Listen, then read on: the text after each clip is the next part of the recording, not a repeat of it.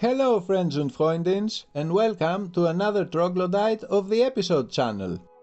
Haha, did you see what I did right there? That was funny, eh? Anyway, in this one I built the Horch 4x4 tip 1A from Tamyia, a very old 1:35 scale kit. It has few parts, it's simple and easy to build. But it also lacks in detail. I suppose that is because the kit is from 1975. So I also bought this photo-etched set from Eduard. Once it will be done, I will make it part of a diorama that I'm planning to create, located on a Greek island. But we will get more into this later. For now, let me show you how I built the Horch.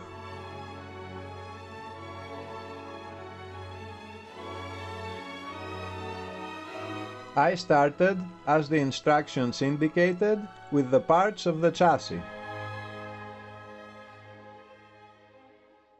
Adding photo-etched pieces as I went, wherever they needed to be placed.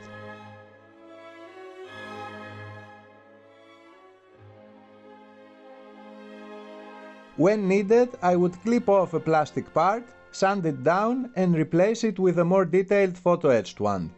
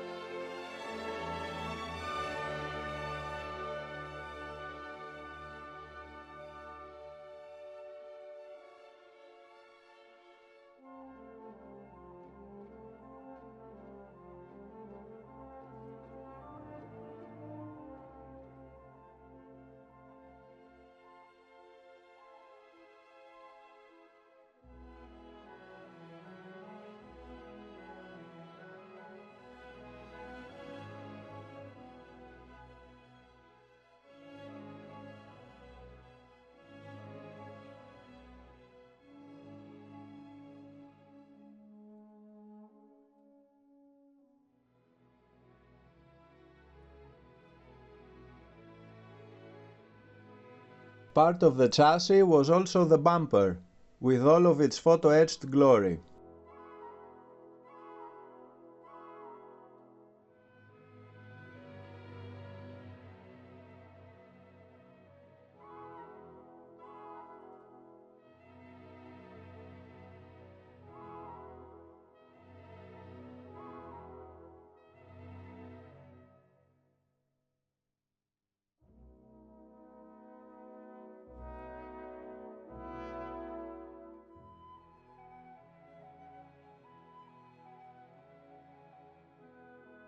Then I prepared all of the road wheels, which I will permanently glue on only after the full painting of the vehicle.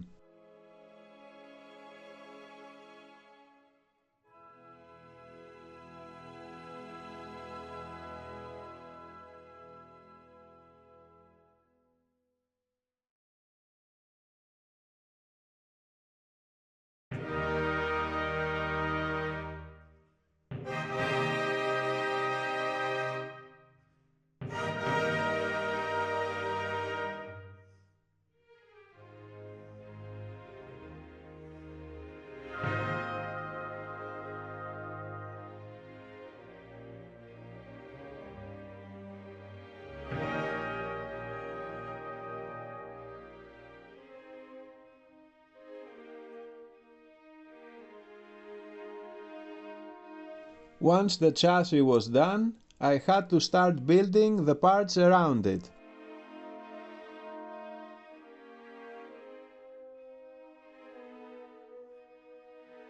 Such as the engine cover, which required a few photo-etched pieces,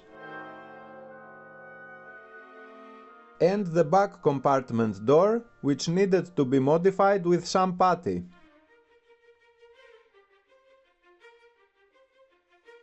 Because it had some slits that shaped two different types of doors on the same spot.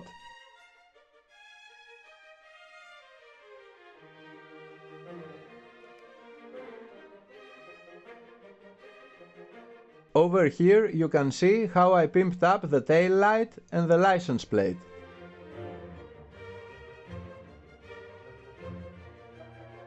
They ended up looking really nice.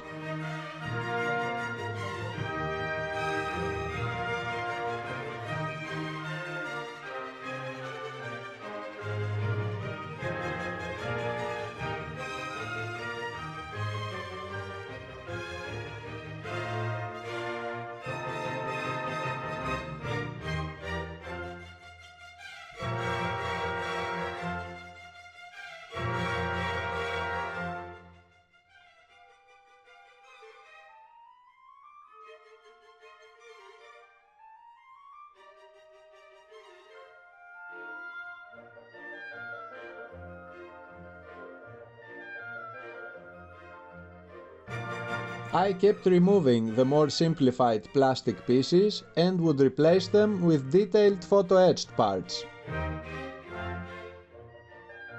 So far the procedure was simple and relatively easy to do. I only had to follow both the instructions of the kit and the photo-etched parts at the same time.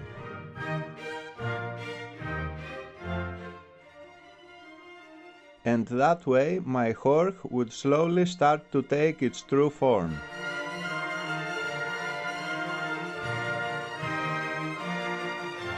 Although, to be honest, the part where I would have to detail the mudguards got me a little bit frustrated.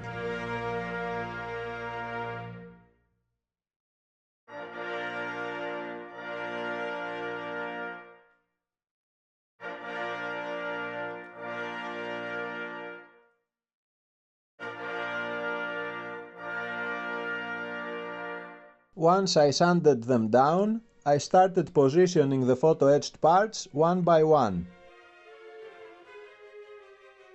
This was time-consuming and a bit challenging to do.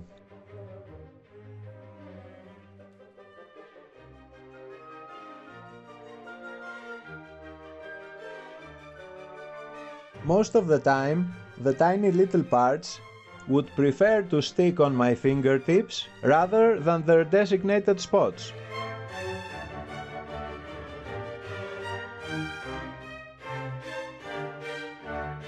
Which meant that I would have to unstick them, clean them up, and then try to reposition them correctly all over again.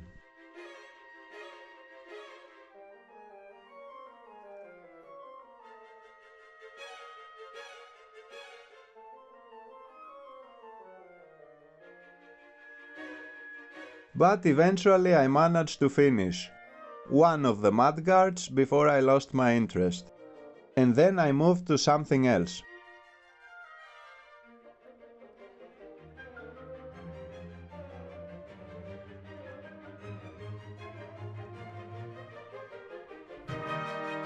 I completed the baggage compartment on the back, which was more simple and not that demanding.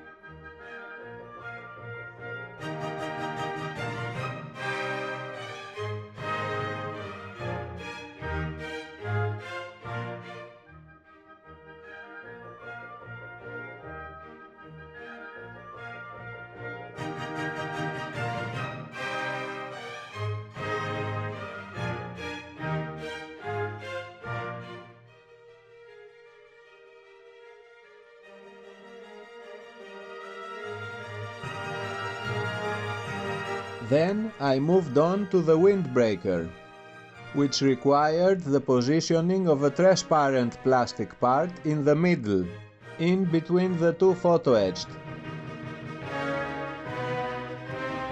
so I had to be a little bit more careful with the amount of superglue I would apply on it.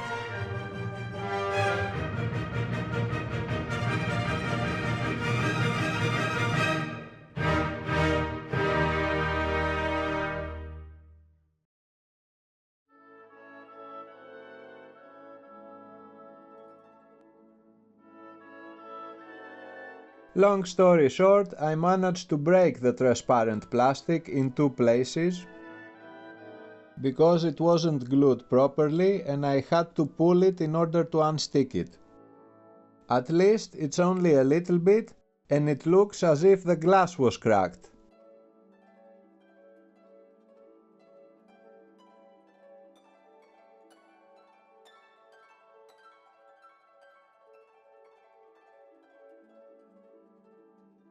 The good news are that I managed to position the mirror and the wipers without any further incidents.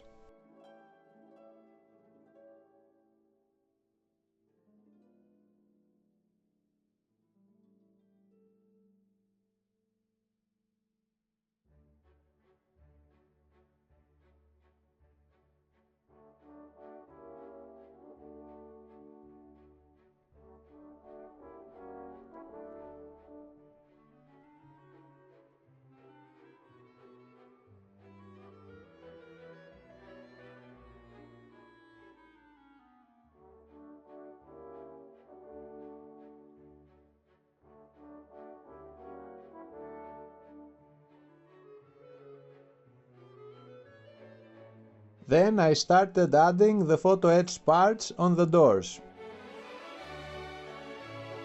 With the hinges I didn't do a very good job, because I realized that they do not line at all with the existing ones on the chassis. Later I would end up removing them in order to position them correctly.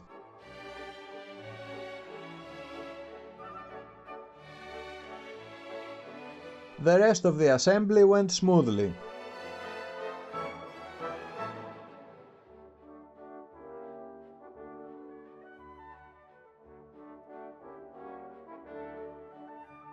The only thing I regret is not covering up these ugly round flash marks on the inside of the doors.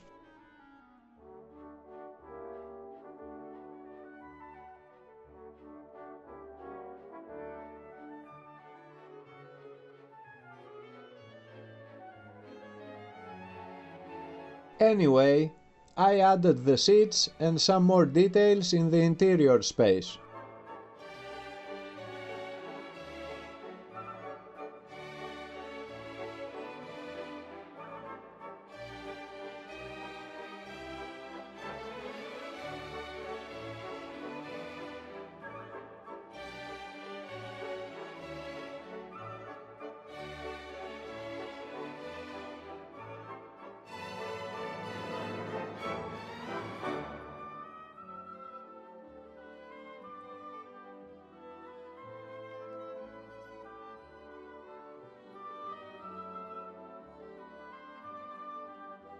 Then I modified the mirrors with their photo-etched parts,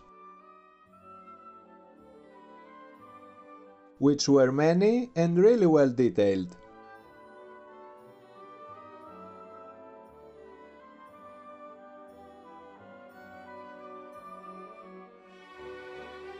And now I can happily say that the mirrors look nothing like their 1975 Tamyia counterparts.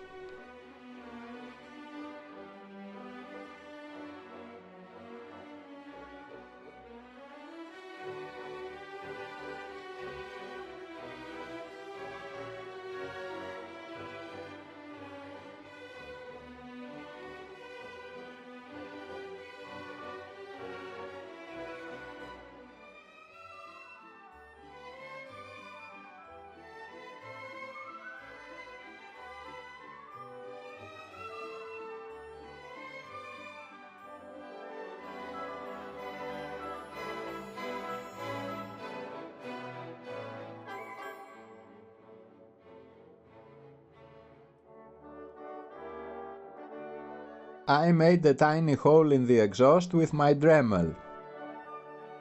and I realized it was the exhaust only after I had glued it in place.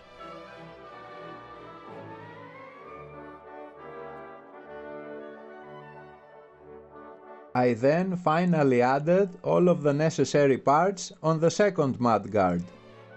And with that, all of the photo-etched pieces were pretty much in place.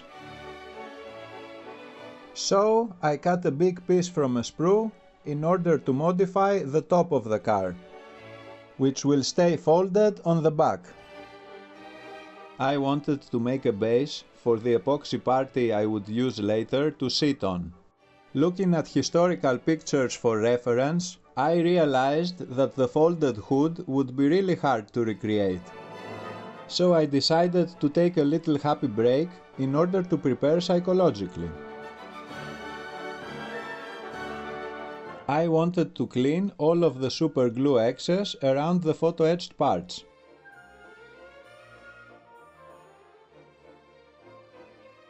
And I also removed the hinges from the doors in order to fix them later.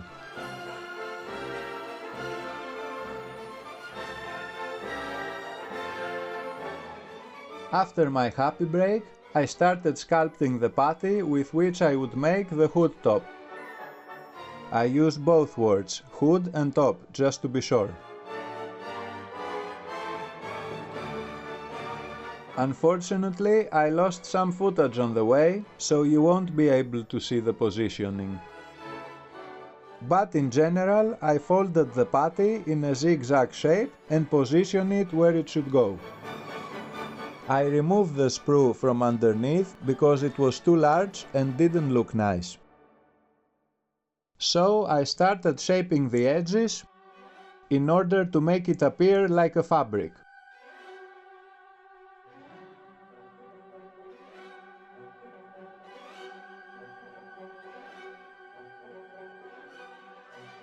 Eventually, I was not very happy with the way it looked, so by the time I finished placing the door hinges, I had decided to remake it, and this time it looked a little bit better.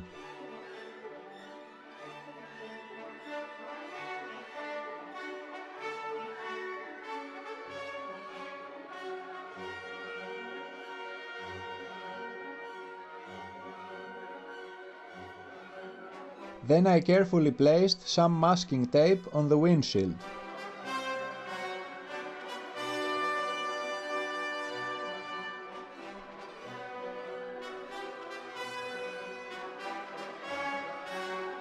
And some blue tack on the chassis to attach the wheels.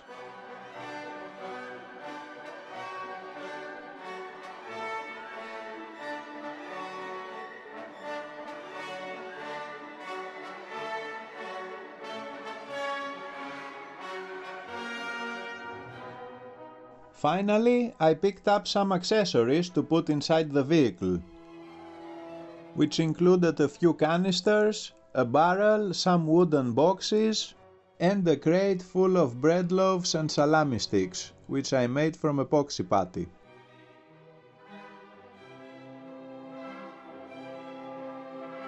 And that was it. My Horch 4x4 tip 1A is completed. The troglodyte is pretty happy with this one. And he hopes that you like it as well. If you do, please like my video and subscribe to my channel. I upload videos every 2 weeks, and in the next one I will paint the vehicle with a nice German grey and give it a good weathering.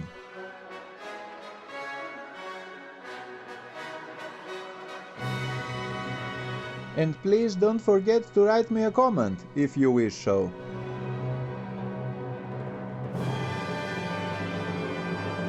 That's it for now, friends and freundins. Take care, and we see us next time.